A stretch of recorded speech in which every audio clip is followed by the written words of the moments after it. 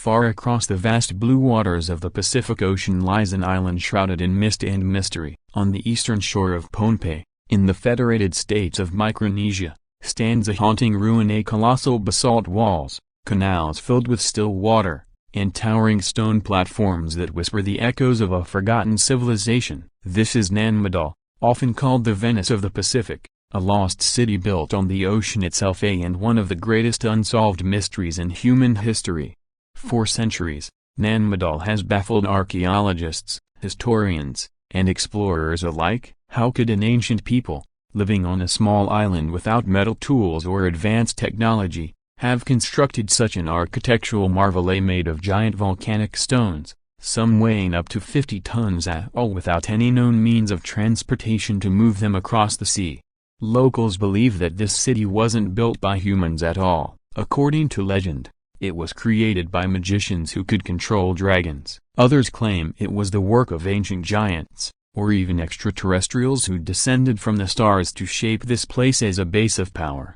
To this day, the city remains deserted, half sunken in the ocean, silent except for the waves that flow through its canals, as if the spirits of its builders still roam among the stones. The story of Nan Madol begins around the 8th or 9th century, though some evidence suggests it may have existed much earlier. The island of Pohnpei was home to small tribal groups, scattered across the forests and hills. Then, according to oral tradition, two brothers arrived from the distant land of Alusopa and Alozipa, powerful sorcerers who sought to build a place where they could communicate with the gods. They used their supernatural powers to summon the massive basalt stones from a faraway quarry. The stones, legend says, floated through the air, guided by the brothers' chants and magic spells. Piece by piece, they constructed an enormous city atop artificial islets made from coral and stone, nearly 100 of them, arranged with perfect precision, all connected by a network of canals. The two brothers established a ruling dynasty known as the Saudeleur, and under their command, Nan Madol became the seat of power for the island's civilization. The Saudeleur kings ruled for centuries, their rule absolute, their rituals mysterious. But as time went on, their dynasty grew cruel and oppressive, demanding tribute from every corner of the island and enforcing strict religious laws.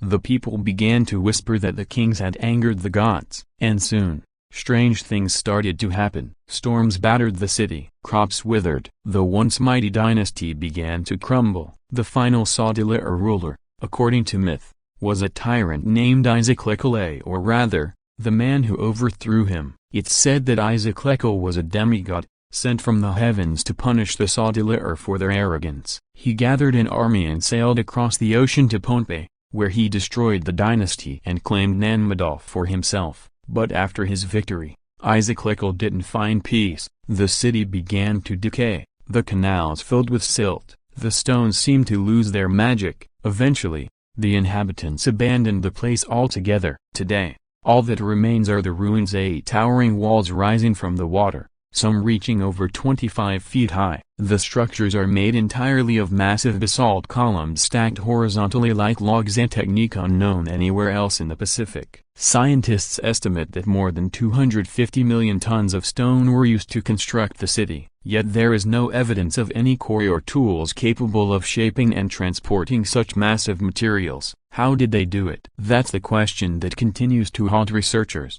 Some geologists suggest that the stones were floated across the ocean on bamboo rafts, but others argue that the weight would have been far too great for that to be possible. Archaeologists have searched for signs of ramps or transport paths, but none have been found. Even with today's technology, moving such stones across water would be a challenge. And so, theories have flourished, each one stranger than the last. Some believe Nan Madol was part of a much larger, now sunken continent, a remnant of the legendary Muir Lemuria, said to have vanished beneath the Pacific thousands of years ago. Others propose that it was built by an advanced seafaring civilization whose knowledge has been completely lost to time. In the early 1900s, European explorers who visited Nan Madol described it as an eerie, haunted place. Locals refused to enter the ruins after dark, fearing curses and ghosts. They spoke of glowing lights seen between the canals, strange sounds echoing through the ruins at night, and of visitors who fell mysteriously ill after disturbing the site. Even modern researchers have reported unusual experiences: sudden equipment failures, compasses spinning uncontrollably, and sensations of being watched. Archaeologist William Ayres once wrote that Nan Madol feels alive, as if the stones themselves remember. Satellite imagery has revealed that the layout of Nan Madol wasn't random. The canals form a grid-like pattern, resembling a city plan far more advanced than expected for its time. Some sections appear to align with astronomical points, suggesting that the builders had knowledge of the stars. Could it be that Nan Madol was not merely a city but a ceremonial site, a temple, or even a portal to the divine? The site's spiritual energy is undeniable. The ancient inhabitants believed the place was a bridge between the human world and the world of spirits. Rituals were performed to honor the gods of the ocean and sky. Human sacrifices are said to have been offered within the stone enclosures. Yet, for all its mystery, Nan Madol was also a center of trade, politics, and innovation. Its canals served as waterways for canoes. The structures housed priests, nobles, and perhaps the royal family. At its peak, hundreds of people may have lived within the stone walls, their lives bound by ritual and religion. When Western explorers rediscovered the ruins in the late 19th century, they were stunned by its scale and complexity. German surveyors mapped the site, calling it one of the wonders of the Pacific. American archaeologist Rufino Mauricio later compared it to the pyramids of Egypt, a monumental achievement of human ingenuity, if indeed it was human.